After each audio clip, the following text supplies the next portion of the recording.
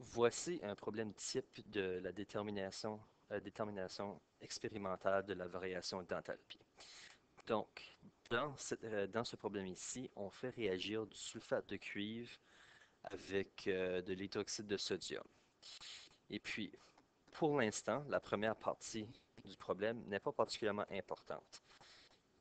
Ce qui est important, c'est ce qu'il nous demande. Premièrement, il nous demande de déterminer la variation d'enthalpie. Et puis, il nous demande aussi l'équation thermochimique. Donc, comment on sait l'équation qu'on utilise pour ce type de problème? C'est cette équation ici. Donc là, il va falloir qu'on va ressortir nos variables. Donc, au niveau de la masse, ici, on n'a pas de masse, on a seulement des volumes. Mais comme j'ai mentionné dans le vidéo précédent, on prend les deux volumes de nos réactifs, qui sont en fait deux volumes de 50 millilitres. Et puis ça nous donne un volume total de 100 millilitres de solution. Par contre, étant donné que ce sont des solutions aqueuses, on peut prendre pour acquis que c'est équivalent à 100 grammes, étant donné que la masse volumique de l'eau est de 1 gramme par millilitre. Donc, on a notre masse. Maintenant, il nous faut notre chaleur massique. Et encore une fois, ce sont des solutions aqueuses, donc on utilise la chaleur massique de l'eau, qui est de 4,18 joules sur gramme fois degré Celsius, car c'est l'eau qui va absorber toute l'énergie libérée de la réaction. Et puis, dernière variable, la variation de température.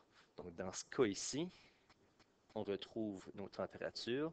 Donc, ça passe de 24,6 degrés Celsius moins 21,4 degrés Celsius, ce qui nous donne notre variation de température finale, ce qui nous donne un total de 3,2 degrés Celsius.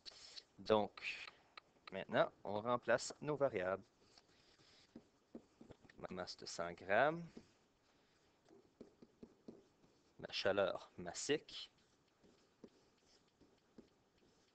et puis ma variation de température, ce qui me donne, en fin de compte,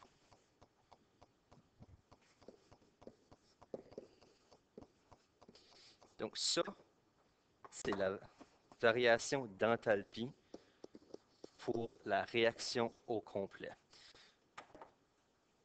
Par contre, il y a une deuxième partie au problème. Ça nous demande de déterminer c'est quoi l'équation thermochimique. Fait que pour déterminer l'équation thermochimique, on ne peut pas seulement se baser sur la variation totale d'enthalpie pour ma réaction. Donc ici, on a la réaction. Par contre, il nous demande pour la réaction thermochimique. Donc la réaction thermochimique, pour la réaction thermochimique, on doit ajouter l'énergie en quelque part dans notre réaction. D'après le problème, on sait qu'il y a de l'énergie qui sera libérée. Donc, étant exothermique, on va retrouver l'énergie de ce côté-ci. Par contre, il y a un petit quelque chose de plus qu'on doit faire. Cette réaction ici, si vous regardez bien, c'est une réaction avec une mole de CuSO4 pour 2 moles de NaOH. Nous autres, le 1,3 fois 10 à la 3 joules qu'on a trouvé, c'est pas pour une mole. En fait, si je ne me trompe pas, c'était pour une solution qui contenait une solution de 50 millilitres à 0,6 mol par litre. Donc, ce qu'on doit faire en plus, c'est de déterminer combien de moles ont permis de créer 1,3 fois 10 à la 3 joules. Par la suite, un peu de stoichiométrie va nous permettre de déterminer combien d'énergie est libérée par mol, ce qui nous donne notre équation thermochimique.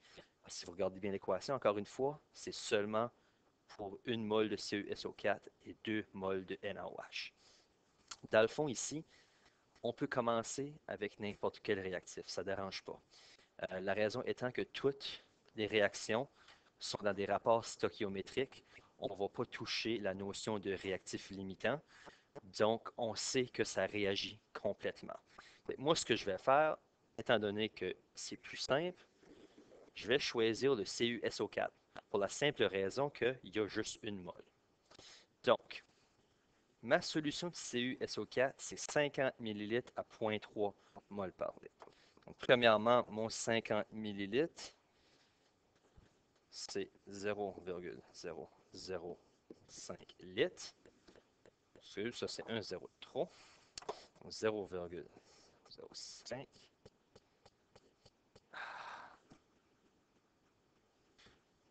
Ça va comme déconcentrer ça. J'ai mis un 0,3 encore. Donc, j'ai ça, j'ai cette quantité de CuSO4 fois 0,3 mol dans un litre. Ça me donne 0,0150 mol de CuSO4. Donc ça, c'est la quantité que j'ai. Ma réaction comme telle n'a même pas un mol. Là, tout ce qu'il me reste à faire, c'est faire le rapport. Donc, pour ma variation d'enthalpie molaire, j'ai, premièrement, c'est moins 1,3 fois 10 à la 3 joules, étant donné qu'on a déterminé que c'est exothermique, ça le disait dans le problème.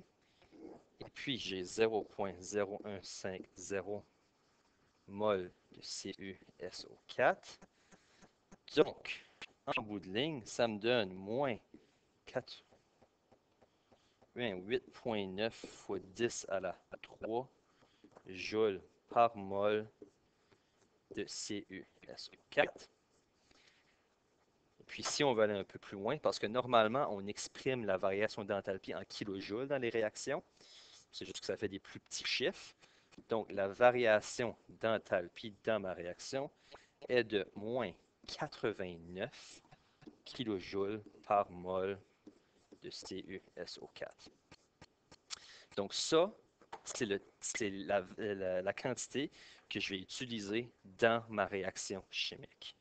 Okay? Parce que la réaction représente seulement la réaction de 1 mol. Donc, si on retourne dans l'équation, notre énergie, on le remplace avec 89 kJ. Et ça, dans son ensemble, ça représente l'équation thermochimique de la réaction du sulfate de cuivre avec l'hydroxyde de sodium.